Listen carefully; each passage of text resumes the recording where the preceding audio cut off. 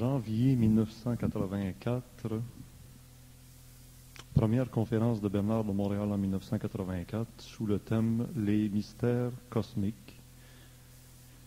Le premier des mystères, je pense, Bernard, qui nous intéresse de près parce qu'il nous touche de près, c'est le mystère de l'incarnation.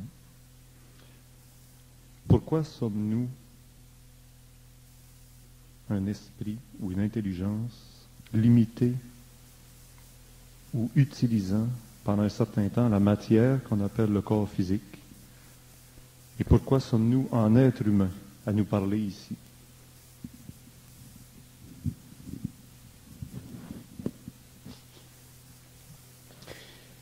Les questions de la vie, les questions de la raison de la vie, les questions d'origine de la vie, sont des questions cérébrales. Ce sont des questions qui sont le produit limité de l'activité de l'esprit à travers le mental.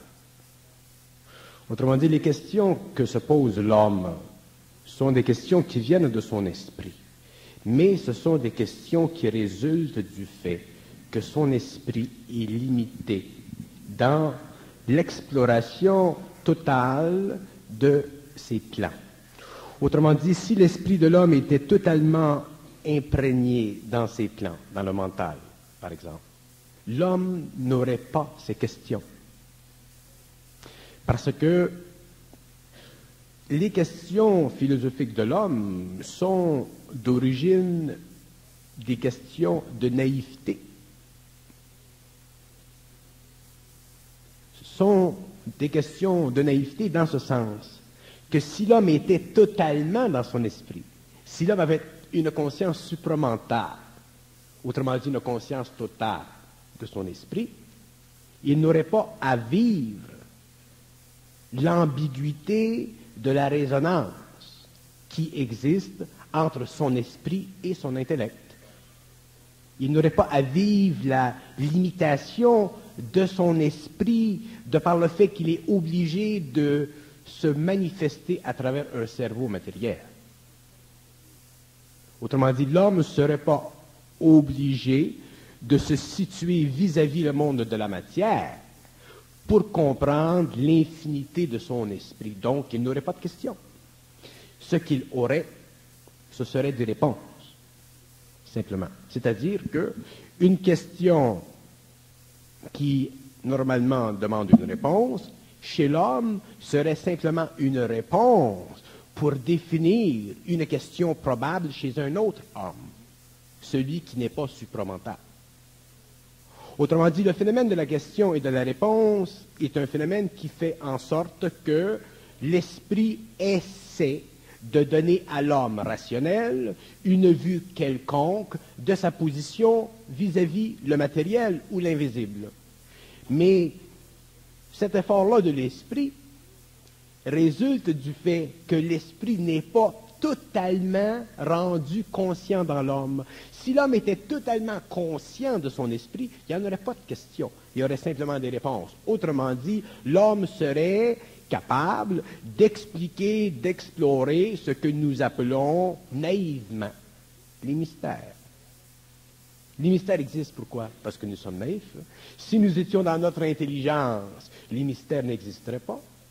Si nous étions dans notre esprit, il y aurait une collusion entre le visible et l'invisible, il y aurait un tunnel entre le visible et l'invisible, il y aurait une continuité entre le visible et l'invisible, il n'y aurait pas de discontinuité créée par les sens, interrogée par l'intellect, pour donner à l'homme une impression limitative de sa réalité. Donc l'homme n'aurait pas le problème d'être philosophique, il aura simplement la capacité d'être créatif. Donc, les mystères n'existeraient pas pour l'homme. Mais l'homme, aujourd'hui, commence à prendre conscience. C'est-à-dire que l'homme, aujourd'hui, commence à être supramental. C'est-à-dire qu'il commence, l'homme, aujourd'hui, à être capable de se définir par lui-même. Être supramental, c'est ça. Être supramental, avoir une conscience supramentale, c'est être capable de définir par soi-même la réalité. Mais il y a une embûche. C'est que tous les hommes cherchent la réalité. Et les hommes ne réalisent pas que la réalité qu'ils cherchent, c'est la réalité qui résulte du fait que dans le passé, l'esprit n'était pas totalement dans le mental. Si l'esprit était totalement dans le mental de l'homme, l'homme ne chercherait pas à comprendre la réalité, puisqu'il serait lui-même réel. Donc, il y a une subtile illusion dans la recherche de la réalité. Il y a une subtile illusion dans la définition de la réalité. Il y a une subtile illusion dans la recherche de la question, comme il y a une subtile illusion dans toute recherche chez l'homme. Et cette illusion, elle est proportionnelle à la différenciation entre l'intégration totale de son mental, autrement dit de son esprit, de son mental supérieur, de son esprit, avec son appareil mécanique, cérébral, physique, qu'on appelle le cerveau. Enlever cette séparation entre le cerveau humain et l'esprit, vous n'avez plus chez l'homme ce fossé philosophique, psychologique, qui fait de la recherche philosophique, psychologique, spirituelle, une aventure humaine qui est à la base même de la coloration de la condition humaine. Donc la condition humaine n'existe plus parce que l'homme est en plein centre, non pas de lui-même dans le centre philosophique, mais de son esprit. Donc il regarde dans cette direction, il va comprendre, il regarde dans cette direction, il va comprendre, il regarde dans cette direction, il va comprendre. Le problème de l'homme, c'est que l'homme ne cherche pas de la façon réelle. Il cherche d'une façon qui est purement spéculative. Si vous avez une flashlight et vous cherchez dans la nuit, vous entendez un bruit par là, vous dirigez votre flashlight par là. Et avec le faisceau, vous allez voir ce qui crée le bruit. Mais ce n'est pas ça que l'homme fait. L'homme, il est dans la nuit, il ouvre simplement la flashlight. Il regarde dans toutes les directions, possibles et imaginables.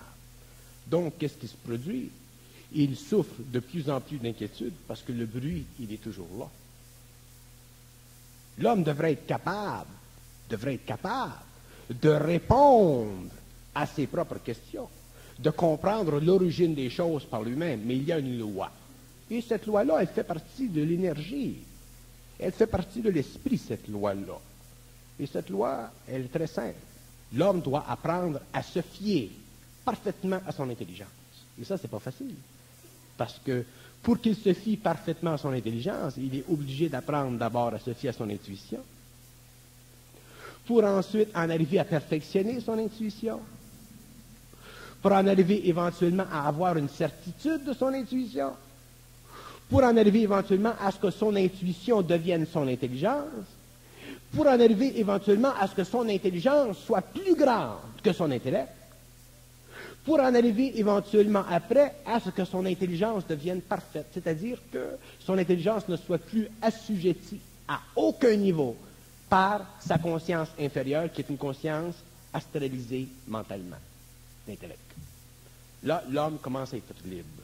C'est-à-dire qu'il peut prendre sa flashlight, il peut aller dans la nuit du cosmos, autrement dit, dans cette nuit où épais sont les mystères, et jeter un faisceau de lumière dans cette direction, et il voit. Dans cette direction, et il voit. Dans cette direction, et il voit. Donc, les mystères n'existent plus parce qu'ils sont sous la condition d'exploration de son psychisme. C'est lui qui dirige dans cette direction. C'est lui qui veut savoir qu'est-ce que c'est la réincarnation. C'est lui qui veut savoir qu'est-ce que c'est Dieu. C'est lui qui veut savoir qu'est-ce que c'est l'infinité. C'est lui qui veut savoir qu'est-ce que c'est l'espace, le temps, l'antimatière, la relation entre la vie et la mort, l'immortalité, l'éternité. C'est lui. Et son droit à lui, il vient d'où? Il vient de cet exercice constant et continu qui lui a permis de passer du stage de l'involution au stage de l'évolution, c'est-à-dire du stage où il a cru fermement dans une forme qui lui a été imposée pour la détruire absolument, pour être capable de créer une forme nouvelle que lui seul est le maître et dont lui seul est le gestionnaire. L'homme, il est libre, et à ce moment-là, sa flashlight peut lui permettre de regarder dans toutes les directions du cosmos noir, où les mystères sont là, mais simplement en attente d'être explorés par lui. Donc, les mystères, ça n'existe pas. Ça existe parce que l'homme est inconscient. Ça existe parce que l'homme a été mal éduqué. Ça existe parce qu'on n'a pas éduqué l'homme. On n'a pas montré à l'homme comment penser. On a aidé l'homme à penser. On a formé des systèmes pour que l'homme pense mal, pour que ça nous serve. Mais on n'a pas développé des systèmes pour que l'homme pense créativement. Lorsqu'on a enseigné à l'homme à penser, on voulait toujours que ça nous rapporte quelque chose. On voulait qu'en enseignant à l'homme à penser, on voulait que ça rapporte à l'organisation. On voulait que ça rapporte au gouvernement. On voulait que ça rapporte à l'Église. On voulait que ça rapporte au système qui devenait la source du support psychologique de l'homme. L'homme, à la fin du 20e siècle, n'a plus besoin de sources psychologiques. L'homme, à la fin du 20e siècle, deviendra son propre centre d'énergie, sa propre source psychologique. Il deviendra sa propre flashlight. Il n'y aurait plus besoin d'emprunter à un ou à l'autre une flashlight qui est colorée par l'histoire de l'un ou l'histoire de l'autre. C'est l'universalité de l'homme. C'est l'homme de la 6e race racine. C'est l'homme de l'évolution. C'est l'homme supplémentaire. Appelez ça comme vous voulez. C'est l'homme libre. C'est l'homme qui possède enfin son esprit. C'est l'homme qui n'est plus assujetti à la manipulation de son esprit. C'est un homme qui est capable de manipuler l'esprit qui essaie de le manipuler. Alors, quand je dis que c'est un homme qui peut manipuler l'esprit qui essaie de le manipuler, ça veut dire qu'un homme qui est capable de manipuler l'esprit qui essaie de le manipuler, c'est un homme qui est dans son esprit. Il n'est plus dans la forme qui, dans le passé, a été utilisée contre l'esprit de l'homme pour le développement progressif, planétaire, cyclique de sa conscience, pour l'organisation sociale des pensées humaines et de la mémoire humaine. Autrement dit, pour l'assujettissement total de l'être humain à des conditions de vie mentale qui sont absolument stupides et incohérentes et qui manquent absolument de continuité. La preuve, c'est que les écoles de pensée changent à toutes les générations. Il n'y a pas de continuité entre la pensée grecque et la pensée moderne. Pourquoi? Parce que les hommes sont incapables de créer la pensée. Ils ne sont capables que de l'absorber et de la lentement transformer pour s'assurer au cours des âges une sorte d'historicité, une sorte de continuité historique que nous appelons dans les universités, dans les grands centres de connaissances, la grande sagesse. Lorsqu'en fait, la sagesse s'est passée. La sagesse s'est passée pour l'homme. La sagesse s'est passée pour l'homme. C'est bon pour la masse, la sagesse. C'est bon pour l'humanité, la sagesse. Mais pour l'individu, la sagesse s'est passée. L'homme a besoin de la science de son esprit. Il a besoin de la science de son mental. Il a besoin de comprendre qu'est-ce que c'est la sagesse. À quoi ça sert la sagesse? Quelles sont les limites de la sagesse? Pourquoi la sagesse existe-t-il sur la terre? Pourquoi l'homme a besoin de sagesse? Et pourquoi l'homme, un jour, n'a plus besoin de sagesse? Il a besoin de discernement. C'est ça l'intelligence créative. Avec ça, outillé comme ça, l'homme pourra regarder et répondre à toutes les questions. Il ne faut pas qu'il se doute. Il ne faut pas qu'il se doute. Aussitôt que l'homme se doute, c'est pas facile de ne pas se douter. Aussitôt, c'est vibratoire, de ne pas se douter. On le sent en dedans. Aussitôt que l'homme se doute, il perd de l'intelligence. Aussitôt qu'il se doute, il y a un piège. Il peut penser qu'il ne se doute pas et faire des gaffes. Ah, c'est subtil. Parlez-moi de l'anarchie. L'anarchie? L'anarchie, c'est très intéressant, l'anarchie. L'anarchie, c'est l'incapacité collective des hommes de supplanter dans une société quelque chose pour le meilleur. Ça, c'est un aspect. L'anarchie, c'est l'incapacité des hommes de supporter le poids collectif de la pensée humaine et de le remplacer par une pensée créative individuelle.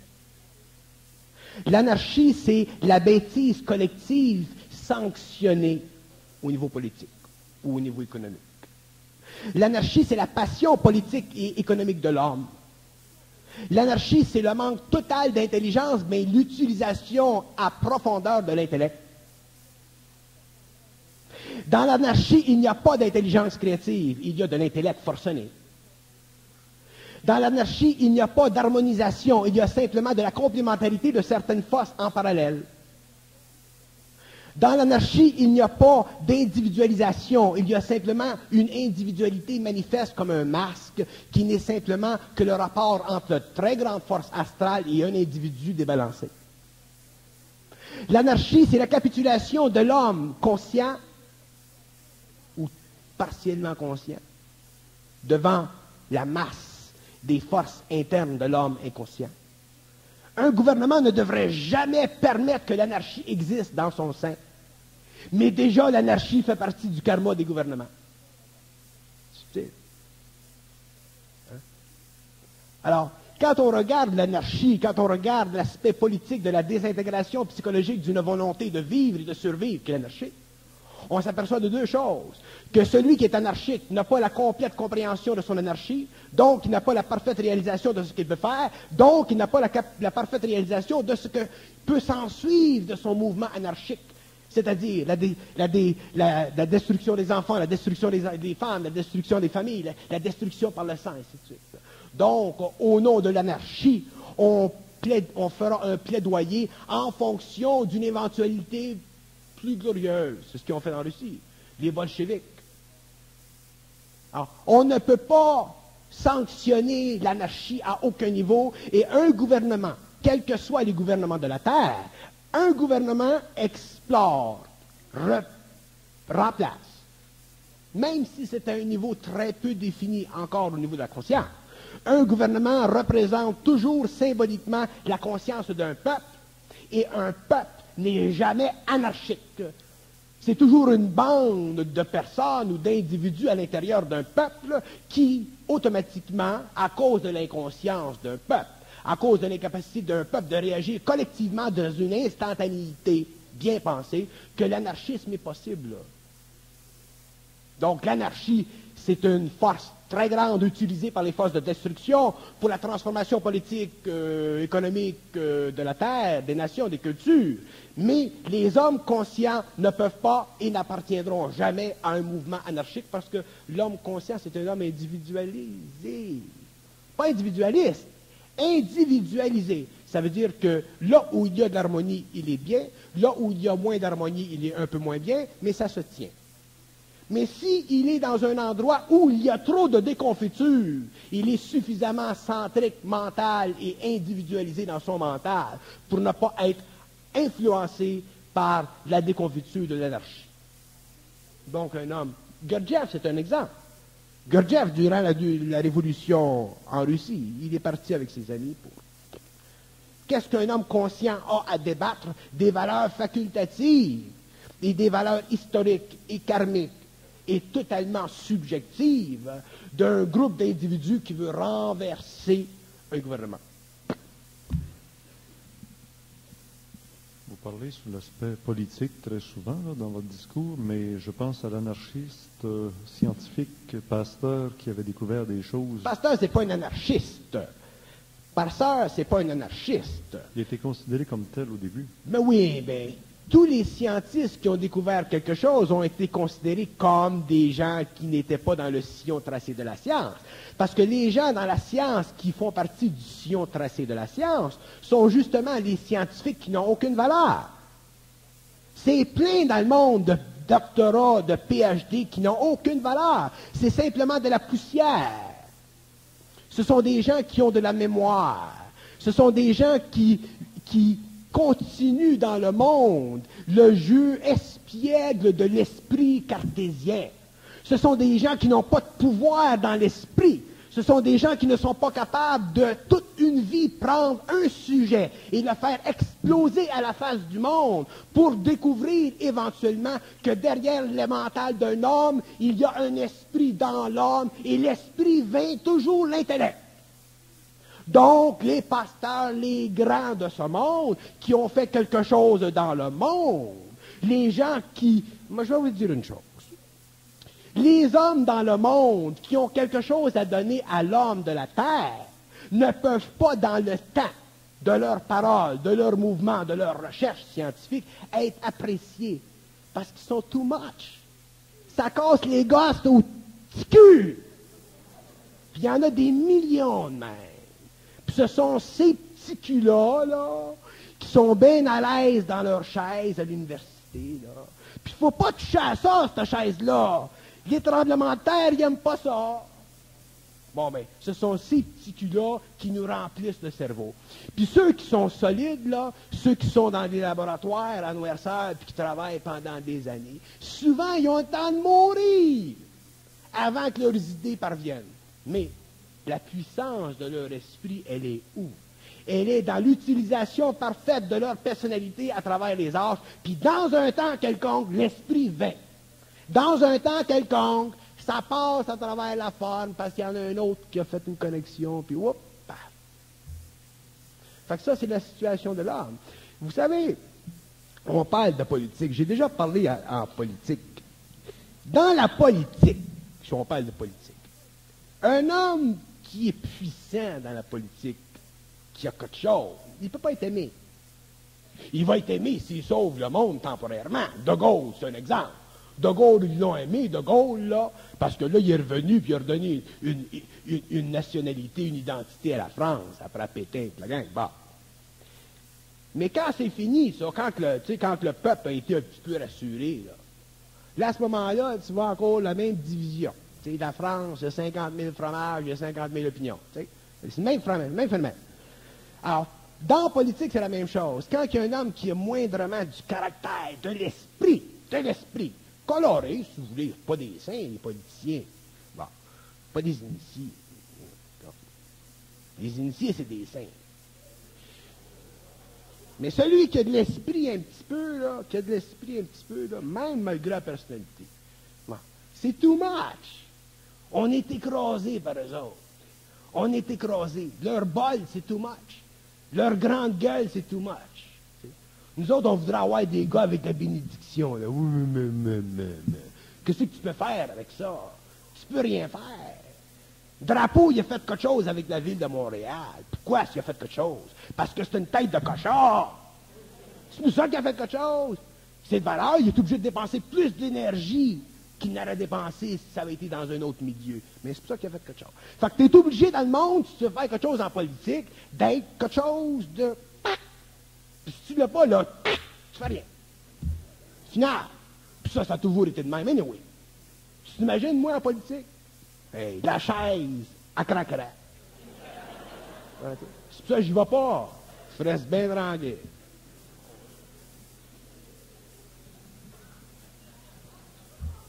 C'est ça que le monde... Nous autres, on est chanceux dans la province de Québec. Dans la province de Québec, de tous les pays au monde, d'ailleurs, aujourd'hui, c'est le premier pays où il est possible à l'homme d'explorer ésotériquement et occultement la politique, l'économie, la science. C'est extraordinaire. Donc, on est les premiers peuples qui ont la chance, en public, je ne parle pas d'une société secrète, là, je parle en public, là, on est les premiers peuples qui ont la chance d'explorer à travers une lentille neuve, créative, vitale, les aspects de la société. Et si les Québécois peuvent comprendre ça un jour, si les Québécois sont capables un jour de prendre un homme selon son esprit, pas la personnalité. La personnalité, ça, c'est un jeu, ça. Mais réaliser l'esprit dans un homme, quand il y a de l'esprit dans un homme, puis là, supporter leurs hommes qui ont de l'esprit. Les hommes qui n'ont pas d'esprit, ça, tu mets ça dans les poubelles, ça vaut rien. Perds pas ton temps à voter pour ça. Mais les gars qui ont de l'esprit, malgré leurs défauts, c'est bien important, ça, parce que l'esprit n'est pas polarisé. L'esprit, lui, est libre des défauts. La personnalité est plus ou est moins. Mais l'esprit, lui, est libre, puis il essaye de neutraliser ça, puis ça prend... C'est long. C'est long. Ça prend une fusion pour neutraliser ça. Mais si l'homme, la masse, le Québécois est capable de voir ces hommes politiques, de quelque trempe que ce soit des bleus, des rouges, des jaunes, des verts, ou des carottés, puis regarder un que l'esprit du gars, là, s'il y a de l'esprit, le gars, tu le rends. Un autre, il a de l'esprit, tu le rends. Lui, il n'a pas d'esprit, tu le fous à la porte. Lui, il a de l'esprit, tu le rends. On finira avec un gouvernement dans la province du Québec extraordinaire. Extraordinaire. Pourquoi? Parce qu'on aurait des gars qui ont de l'esprit. Qu'est-ce que c'est un gouvernement qui a de l'esprit? C'est tout bon. Mais qu'est-ce qui arrive? C'est qu'il y en a toujours un qui a de l'esprit, puis il est obligé de s'entourer de quelqu'un qui a de l'esprit, là. Il est obligé, parce qu'un gars qui a de l'esprit, il faut qu'il travaille avec du monde qui a de l'esprit. Mais ce qui est malheureux, c'est que souvent, ces gens-là qui ont de l'esprit ne peuvent pas être dans le public. Ils ne peuvent pas être dans le public. Il y a des gens à l'Université de Montréal qui ont de l'esprit. Ça devrait être en politique, ces gars-là. J'ai des gens dans la chambre de commerce qui ont de l'esprit, ça devrait être dans la politique. Mais c'est pas les gars qui ont de l'esprit qu'on va chercher. On va chercher les gars qui ont des gros porte-monnaies, ou des gars qui ont des grandes relations familiales avec leur belle-mère, mais on va pas chercher des gars qui ont de l'esprit. C'est des gars qui ont de l'esprit. Qu'un gros nez, qui a un petit nez, qui manque une patte, ça n'a pas une crise d'importance. Moi, si j'avais pas une patte, s'il me manquait une patte, là, je me mettrais de même à la télévision, puis je parlerais au monde de même, puis le monde, il m'écouterait en maudit. Sais-tu pourquoi? Parce qu'il dirait, c'est pas possible qu'un gars puisse parler de même avec une patte de même. C'est de même que tu fais des choses. Il faut que l'homme, le Québécois, l'homme, je fais pas une plaidoirie pour l'identité québécoise, moi je suis pas un nationaliste, puis rien de ça. J'essaie de rendre conscient une population extrêmement sensible, parce que le Québécois, c'est un peuple sensible, extraordinaire. Les rendre conscients de leur potentiel. Si le Québécois est capable de prendre conscience de ce potentiel et aller au-delà de la personnalité, là, il pourra faire de la politique extraordinaire qui pourra servir de modèle politique à d'autres nations, dont le Canada et d'autres peuples. Je vous mets sur le spot en vous demandant ce que vous pensez de Castro, El Che Guevara, qui ont eu de l'esprit. Ils ont été considérés comme anarchistes, dangereux. C'est normal, comme j'ai dit, anarchiste, anarchiste. On prend Castro. Castro, il vient voir les Américains et il dit, écoute, là, j'ai fait une révolution, j'ai besoin d'aide. Les Américains ont refusé. Fait que c'est eux autres qui sont mis le doigt dans l'œil. Si les Américains avaient fait un mouvement dans sa direction, essayer de le comprendre, puis intégrer son mouvement, sortir son mouvement cubain de la pauvreté, l'écœuranterie cubaine des années 50, avec Batista on top, toute la fourberie des grosses finances du Sud américain, il y aurait eu quelque chose, là. Autrement dit, au lieu d'avoir un mouvement communiste, il aurait pu avoir un mouvement socialiste, comme en Suède, et ainsi de suite. Mais il y a toujours la même chose, c'est qu'on n'est pas capable de regarder, de vivre, de travailler, de se remplir de l'esprit d'un homme. C'est pas un idiot, Castro. Guevara, c'était pas un idiot. Ces gars-là, c'est pas des idiots. Mais qu'est-ce qui arrive? Quand tu es plaqué au bout du mur, qu'est-ce que tu fais quand tu es une petite nation de même? Tu stoppes de bord, puis tu vas voir celui qui va t'aider le plus. Qu'est-ce que c'est? C'est l'ours, là-bas.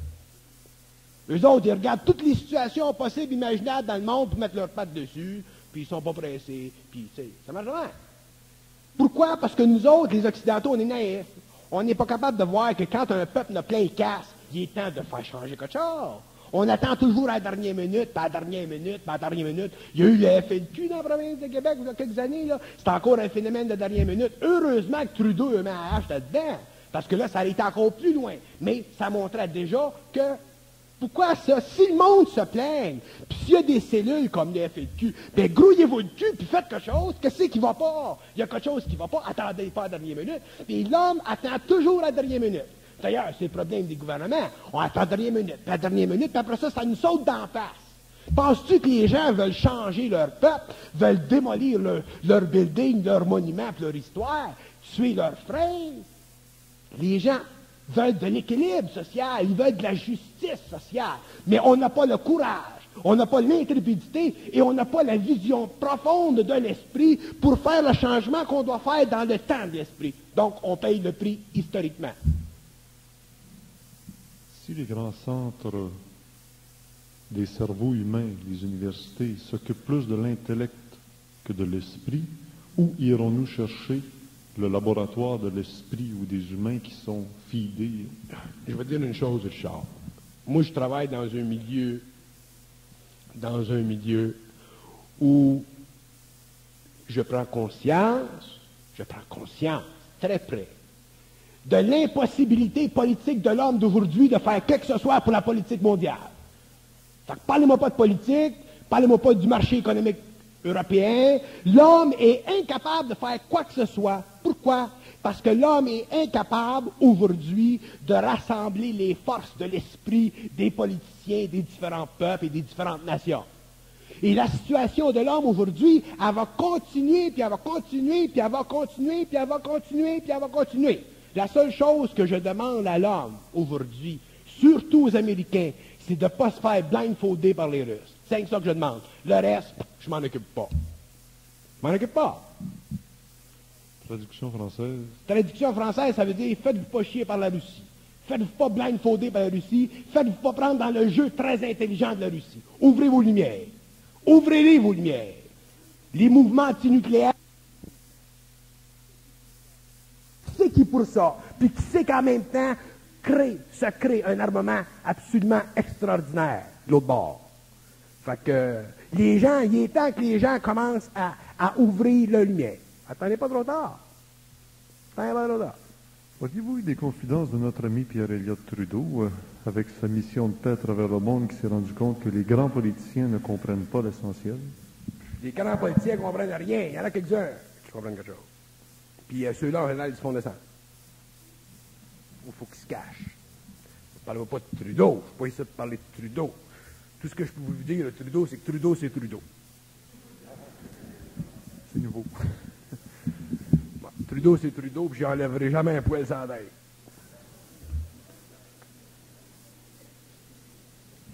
Est-ce qu'on revient au thème de la soirée? Pardon?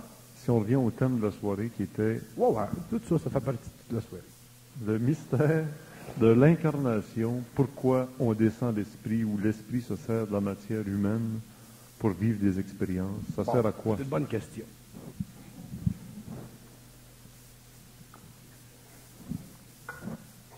Qu'est-ce que c'est de l'esprit? C'est de l'énergie. C'est de l'énergie. Cette énergie-là, il faut qu'elle se localise quelque part, il faut qu'elle se place quelque part, il faut qu'elle remplisse, il faut qu'elle prenne, il faut qu'elle descende dans une forme. L'être humain, c'est le parfait réceptacle de cette énergie-là. Mais il faut qu'elle se perfectionne, cette énergie-là. L'être humain, il a des sens, il est limité, l'être humain. Il n'est pas encore au stage de l'an 2000 ou 3000, il est encore limité. Il n'y a pas de faculté télépathique, il n'y a pas de faculté de voyance, il n'est pas capable de voir dans l'invisible, il n'y a pas de contrôle de sa matière, il doit mourir. Pourquoi donc vous dites que c'est le parfait réceptacle? Il n'est pas capable d'un paquet de choses?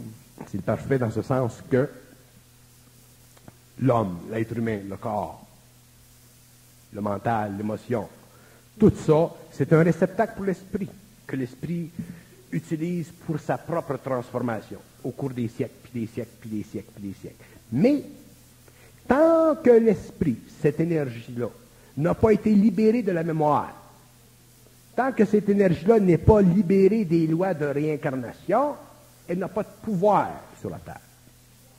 L'âme n'a pas de pouvoir sur la Terre. L'âme a une capacité d'influence, mais elle n'a pas de pouvoir, parce que l'âme, ce n'est pas un pouvoir. L'esprit, l'énergie pure, c'est le pouvoir. L'esprit, l'énergie, c'est le pouvoir. Quand l'énergie agit à travers le mental de l'homme, il se passe quelque chose. Tandis que l'âme, elle est totalement expérimentale. Elle assimile, puis elle assimile, puis elle assimile, pendant des siècles, puis des siècles, puis des siècles. Et l'homme, lui, doit constamment faire le mouvement de cycle de retour pour équilibrer les énergies positives, puis les énergies négatives de cette expérience-là. Mais un jour, il faut qu'il y ait une synthèse. Un jour, il faut qu'il y ait de la lumière dans l'âme, c'est-à-dire de l'esprit. C'est-à-dire qu'il faut qu'il y ait une énergie qui ne soit pas colorée, négativement ou positivement, qui soit neutre. Une énergie qui puisse faire la synthèse de la forme, qui puisse utiliser la forme négative comme elle puisse utiliser la forme positive. Le yin et le yang, les deux. À ce moment-là, il y a une synthèse. L'homme devient conscient, supramental, et l'homme évolue à un rythme très rapide. Alors, le but de la descente de l'esprit dans la matière, c'est pour perfectionner les relations entre les différents plans du cosmos. Le matériel, le vital, l'astral, le mental supérieur, ainsi de suite. Il y a des plans. Alors, l'esprit descend pour qu'il y ait un raccord entre tous les plans, pour qu'il y ait une harmonie de plus en plus grande entre tous les plans, pour qu'il y ait éventuellement une définition nouvelle de la réalité de la création, c'est-à-dire pour qu'un jour, l'homme, étant dans son esprit, dans sa lumière, en fusion avec sa lumière, puisse se servir de son esprit, puisse se servir de l'énergie de son esprit dans la matière, au lieu d'être assujetti aux lois planétaires de son incarnation, et mourir, puis revenir, puis mourir, puis revenir, puis être dominé, puis influencé par tous les courants de pensée qui font partie de la mémoire inconsciente, culturelle, de la masse. C'est ça, la raison de l'esprit. Donc, le but de l'esprit, c'est éventuellement de libérer l'homme. Libérer l'homme du poids qui assujettit l'individu à une constante historique qu'on appelle l'évolution, qu'on appelle l'enseignement extérieur, qu'on appelle les philosophies, qu'on appelle tout ce qui a permis à l'homme de progresser égoïquement, mais qui va amener l'homme à la destruction à la fin d'un cycle parce que c'est pas créatif. Parce que c'est pas dans la lumière de l'homme. C'est pas dans l'esprit de l'homme. C'est tout enraciné dans tout ce qui est passionnel et divisible et planétaire dans l'homme. La belle science de l'homme, les beaux esprits, Fermi, Steiner, Curie, Einstein, les beaux esprits qui amènent un peu d'intelligence à l'homme, ces beaux esprits-là, un jour, on s'aperçoit que leur science est dévolue, non pas à cause d'eux, mais parce qu'elle a été utilisée par d'autres esprits qui n'ont pas la clarté, la brillance, la lucidité, la limpidité de ces esprits-là qu'on appelle des pasteurs. Donc, tu finis par un peu dans la même situation. Je te donne un exemple. Imaginez-vous qu'aujourd'hui, pour demain, là, il arrive un homme sur la planète Terre, là, puis qui dit, écoute, là, Richard Glenn, on va te donner des pouvoirs. OK? Tu vas parler à la table, puis elle va s'en aller là, la table. Tu vas vouloir une autre sorte d'eau. Tu vas y commander, puis elle va changer. Tu vas voir du plomb en fer, ça va se faire. Tu sais, on te donne le pouvoir. Mais on te dit une chose. La minute que tu vas transférer ton pouvoir à quelqu'un qui ne doit pas le recevoir, tu mets automatiquement ta civilisation en danger. Ça, c'est le pouvoir de l'esprit. Fait qu'avant que l'esprit descende sur la terre et donne à l'homme le pouvoir, l'esprit va s'assurer que ce qui est subjectif dans l'homme, ce qui est planétaire, ce qui n'est pas lucide, va être éradiqué. C'est ça l'initiation stellaire. Fait que c'est pas un homme qui va donner à l'homme le pouvoir. Il faut qu'il y ait de l'esprit. L'esprit dans l'homme. L'esprit dans l'homme, ensuite ça continue. À ce moment-là, là, l'esprit est libre. Là, l'esprit peut faire sur la terre des choses merveilleuses avec des hommes merveilleux, pendant que les autres hommes continuent leur évolution, leur petit train. Comment se fait-il que si l'esprit domine sur la matière, on n'est pas capable d'avoir un esprit qui pénètre parfaitement la condition humaine et que toujours l'humain à la base est défectueux et l'esprit doit utiliser des objets défectueux pour agir? Bon, c'est normal, parce qu'on a peur. D'abord, on a de la crainte et on a de la mémoire. Pourquoi l'esprit tolère ces choses-là dans l'être humain? C'est pas que l'esprit tolère, c'est que l'esprit n'a pas de choix. La peur qui est dans l'homme est dans l'homme. Comment tu veux que l'esprit enlève la peur dans l'homme? L'esprit n'est pas libre. L'esprit n'est pas libre. Exactement. Il n'est pas libre. Puis il va être libre. Il n'est pas libre. Pour que l'esprit soit libre, il faut que la mémoire de l'âme soit transmutée. Là, il est libre. L'esprit n'est pas libre. C'est dans l'évolution que l'esprit va commencer à se libérer. Il va se libérer de quoi? Il va se libérer des formes qui font partie de la psychologie de l'homme pour entrer de plus en plus dans le mental de l'homme. Je reviens à ma question, elle est très importante en ésotérisme. Vous venez de faire allusion à celui qui était capable de changer l'eau en d'autres choses, en vin, ou déplacer les... Il a dit, je vous enverrai l'esprit. Et quand ils ont eu l'esprit sur la tête, les 12, l'esprit n'a pas été soumis à la condition des 12. Elle a soumis les 12 à sa condition. Toujours. Alors, je ne comprends pas pourquoi l'esprit est toujours là à attendre que l'humain s'améliore. Les 12, l'esprit est rendu dans les 12 parce que les 12 avaient été favorisés par la présence du 1. Le fait que lui était avec eux autres, ça l'a ouvert le centre d'énergie. Quand un type comme le Nazaréen qui vit pendant des années à côté d'un type comme Pierre, puis Jean, puis Jacques, puis tous ces hommes-là, il y a un changement vibratoire qui se fait par sympathie vibratoire. Donc, à ce moment-là, c'est plus facile pour l'esprit de rentrer dans ces gens-là. Si le Nazaréen n'avait pas été là, l'esprit ne sera pas rentré dans ces gens-là. C'est le support vibratoire de cet homme-là qui a permis que l'esprit entre, parce que ces gens-là étaient très simples. Puis si l'esprit était entré en eux avec la simplicité qu'il y avait, il aurait capoté. Il aurait pensé qu'il était fou. Tandis que là, au moins, il y avait le support. Il y avait la prophétie. Il était aidé. Mais ça marche plus de même aujourd'hui. Aujourd'hui, l'homme dans le monde, dans différents pays du monde, vit de cette descente de l'énergie dans son mental, qu'il soit à Timbuktu ou qu'il soit à Québec. Puis il peut être tout seul. Il n'y aurait pas Pierre Jean-Jacques pour l'aider.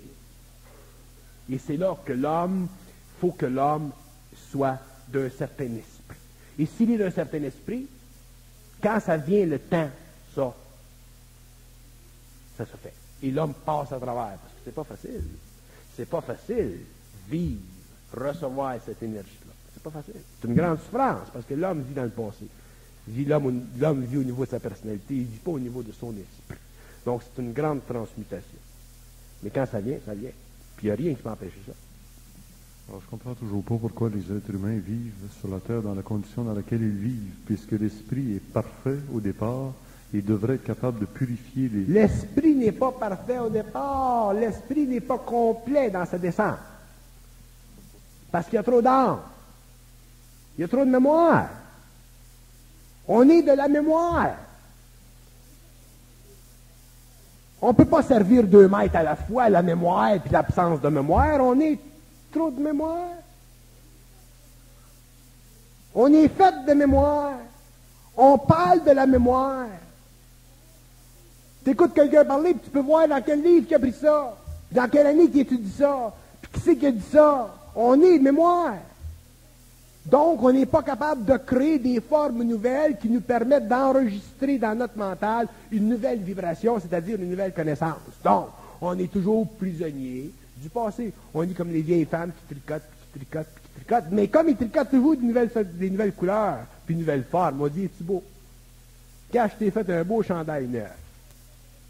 Mais c'est toujours le chandail fait avec de la laine. On a changé le coloris, puis on a changé la forme. C'est ça qu'on fait. On fait ça depuis des siècles.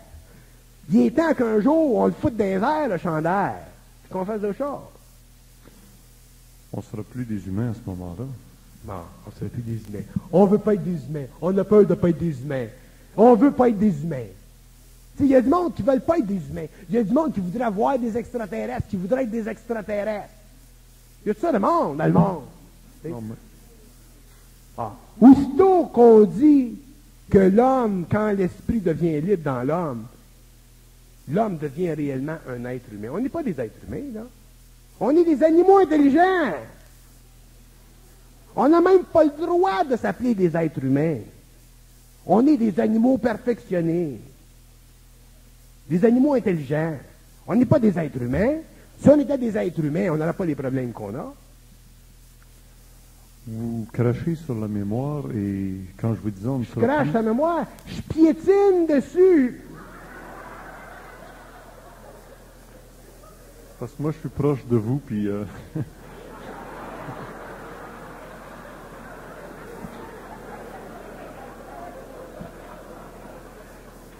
Mais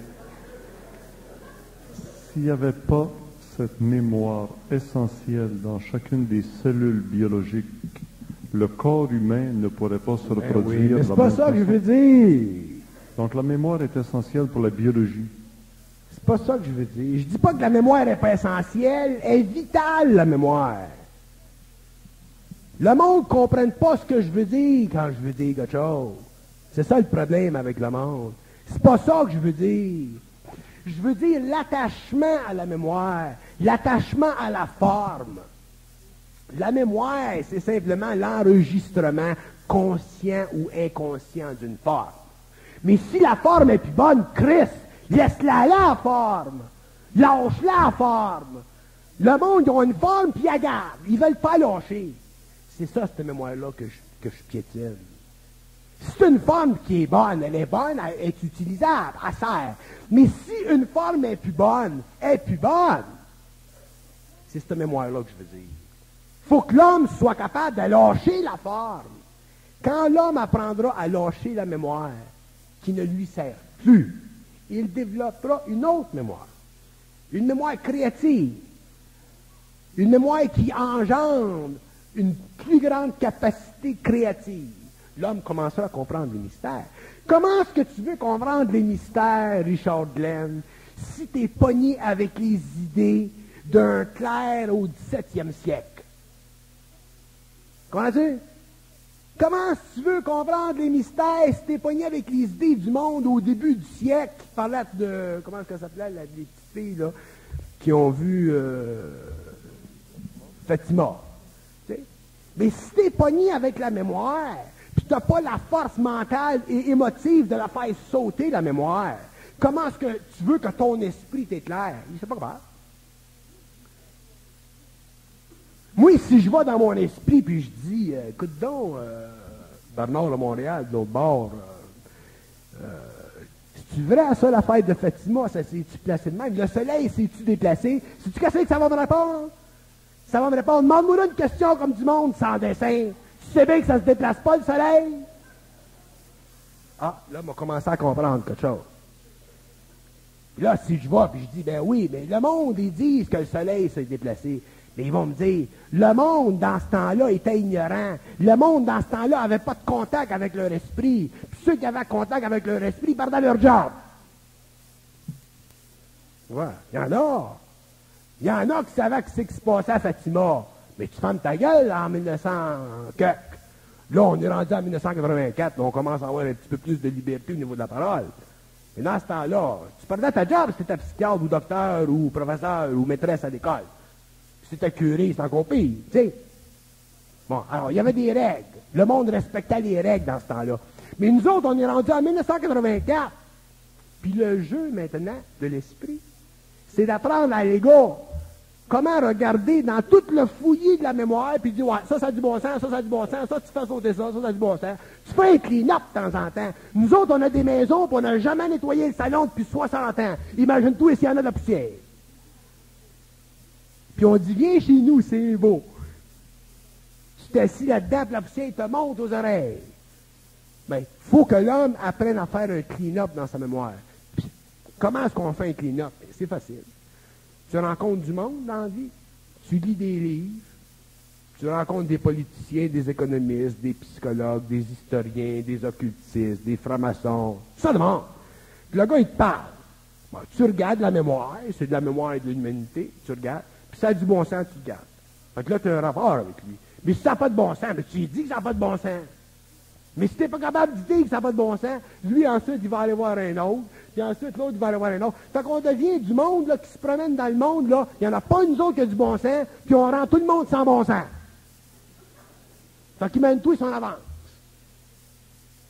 Puis aussitôt qu'il y en a un là, qui commence à briser la mémoire, il brise les formes, Là, on s'inquiète, là, il n'est pas fin, ce gars-là, il est dangereux, ce gars-là. Il est après de miner notre société. C'est le truc de cul de la société qu'on mine. C'est pas la tête. Comprends-tu? C'est le fondement de la société. Ce qui est la puanteur de la société. Pas la tête. Tu ne peux pas détruire l'esprit d'une société.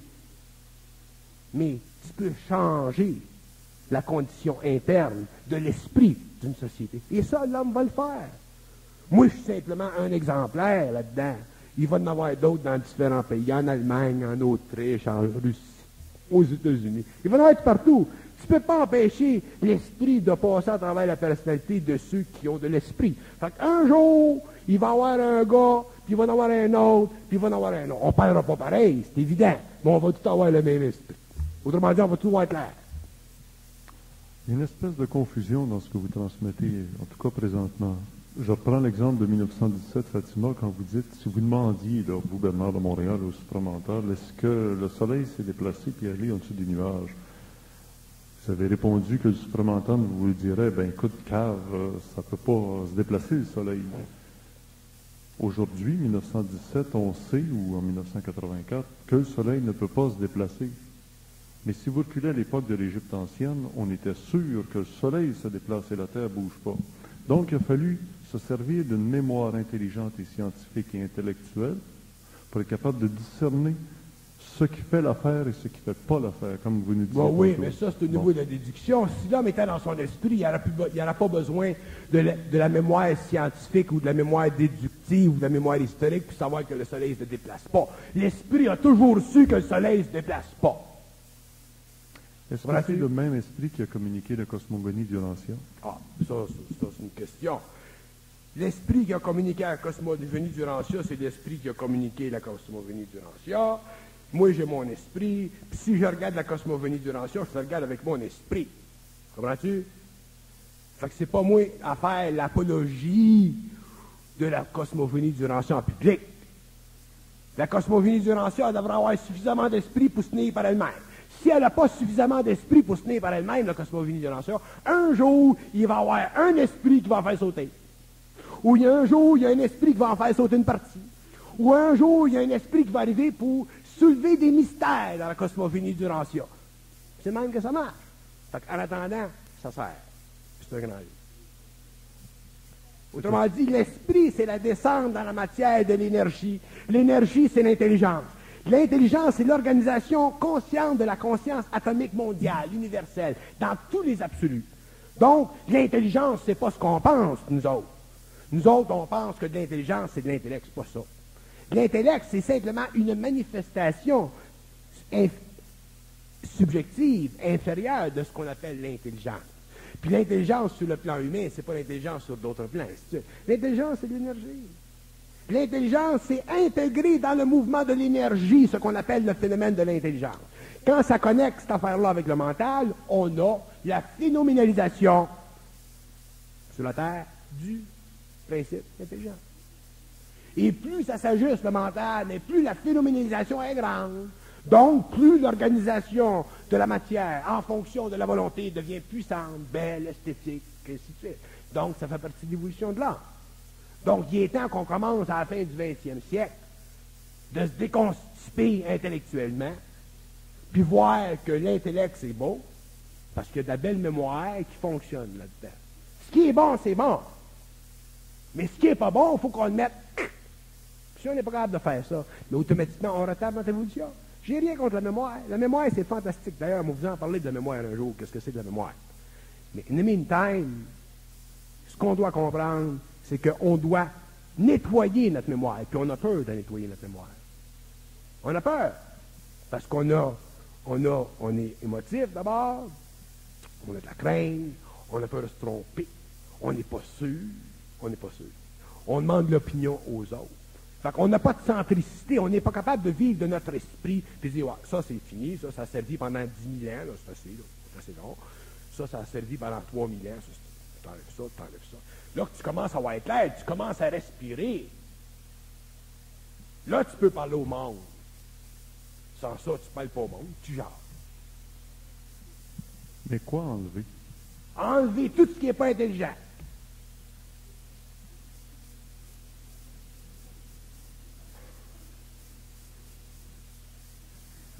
Et qui va avoir assez de discernement? That's the story of the peanut pot. Celui qui a du discernement, il travaille selon son discernement. Tu travailles selon ton discernement. Tu as du discernement. Lui, il en a un petit peu plus, lui, un petit peu moins, un petit peu moins. Lui, un petit peu plus, un petit peu plus. C'est toujours des humains. C'est toujours des humains, mais dans leur esprit. Parce que c'est quelque chose de bien particulier. L'esprit, la différence entre l'esprit et l'intellect, c'est bien subtil. L'esprit, c'est pas intellectuellement intelligent. C'est intelligemment intelligent. Autrement dit, si tu rencontres quelqu'un là, qui n'a pas beaucoup d'intellect, là, parce qu'il n'y a pas beaucoup de mémoire académique, là, mais il est dans son esprit, tu vas voir qu'il y a une lumière. Là. Même si tu as des gros traités dans ta tête, là, tu ne pourras pas te traiter avec son esprit. Son esprit, il défait les mailles de son chandail.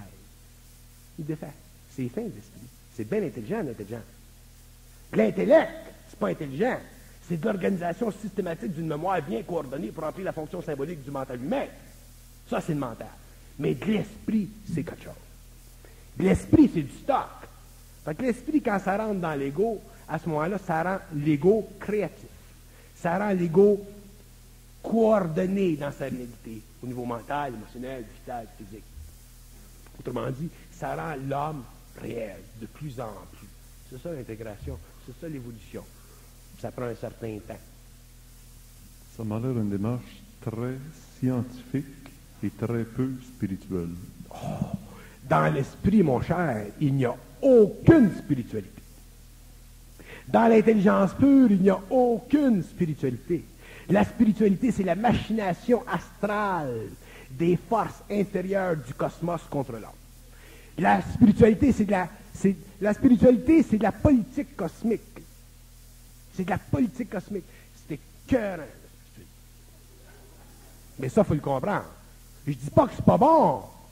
C'est fantastique, la spiritualité, dans le passé. Mais dans le nouvel âge, l'homme va voir à travers de ça. De Allah, les Mohamedans, les musulmans, ils croient à leur affaire. Le juif, il croit à son affaire. Le chrétien, il croit à ses affaires. T'sais? Chacun croit. Ça, c'est de la foi. C'est bon, ça l'aide les peuples, ça l'aide les individus, Mais un jour, il faut que l'homme rentre dans son intelligence. Quand l'homme sera dans son esprit, il n'y aura plus besoin de ça, c'est propre. Là, ça, c'est du théâtre. C'est du théâtre. Puis on se tue au nom de ça. T'sais. On se coupe la tête au nom de ça. Il faut que ça arrête un jour. Donc, il faudra arriver... Fait que la spiritualité, ça fait partie de l'organisation psychologique de l'homme pour l'évolution afin de l'empêcher qu'il se mange tout rond. Puis après le 21e siècle, on n'aurait plus besoin de ça. Fin final. Mais quand je dis on n'aurait plus besoin de ça, je veux dire qu'il y aura des hommes sur la terre qui n'auront plus besoin de ça. Il y en a bien qui vont avoir encore besoin de ça. Mais je parle de ceux qui n'auront pas besoin de ça. Ceux qui n'auront pas besoin de ça, ils vont explorer un autre domaine de l'intelligence et de l'expérience interne. Tu te vois-tu, là? Tu te vois-tu assis chez vous un soir, même toi, tu es dans ton champ, tu es avec ta femme dans ton champ, tu as un fils, toi, tu es avec ton petit gars dans ton champ, puis il y a une secoupe volante qui descend. Là, toi, tu viens tout malade, tu viens tout en compote. Les autres, ils disaient, bzzz, viens un site, pas tant là, rentre dans notre machine. Ils t'amènent avec toi, avec eux autres. Ensuite, ils te ramènent. Ils t'ont tous programmés. Tu dis ce que tu penses que tu as vu. Ils t'ont fait un scénario. Toi, tu arrives ici, quelle place tu laisses à Bel-Air? Tu s'en vas à Bel-Air, tu annonces à tout le monde que tu es allé dans une secours volante, tu as des affaires à dire. Effectivement, tu vas avoir des affaires à dire. Tu vas en bien dire. Tu n'as bien dire déjà, même toi avec ça. Et là, tu commences à dire des affaires. Mais ce que tu sais pas, toi, c'est que tu as été programmé par eux autres. Fait que les gens vont dire, Richard Glenn, c'est un charlatan. Peut-être. C'est pas vrai. C'est pas un charlatan. C'est vrai ce que tu as fait. Seulement, toi et le monde, vous savez pas ce qui s'est passé dans la bagnole. Parce que vous connaissez pas les lois de ça. C'est ça que je discute quand je parle des gens qui sont contactés. Puis c'est ça que l'homme, faut qu'il watch. Parce que ça, c'est rien. Là. Les petits contacts qu'on a à gauche et à droite depuis quelques années, ça, c'est de la petite vieille. Mais à la fin du cycle, ça va être du stock. Fait que si tu rencontres le gars qui descend de l'autre bord, puis tu n'es pas capable de le regarder dans les yeux sans qu'il te fasse parader, lui, tu vaux rien. T'es final. Il peut faire de toi ce qu'il veut. Ce qu'il veut. Ça veut dire que pour que l'homme soit capable de regarder ce gars-là dans les yeux, puis communiquer par télépathie avec lui, puis le gars, il dit assis-toi, puis tu dis, je suis pas intéressé à m'asseoir, puis tu t'assis pas, puis toi, tu vas t'asseoir, puis il dit, moi, je suis pas intéressé à m'asseoir. Là, il y a un équilibre. Tu sais, il y a un équilibre. Tant que l'homme ne sera pas arrivé à ça, l'homme ne pourra pas travailler avec ces intelligences-là. C'est pour ça que l'esprit descend aujourd'hui sur la terre pour préparer l'homme au contact avec des extraterrestres. Et si par hasard, tous autant que nous sommes, dans notre corps physique, nous venons d'un plan où justement on s'est fait programmer une forme d'existence qu'on subit présentement dans notre condition humaine. C'est ce dont on va se parler dans la prochaine heure.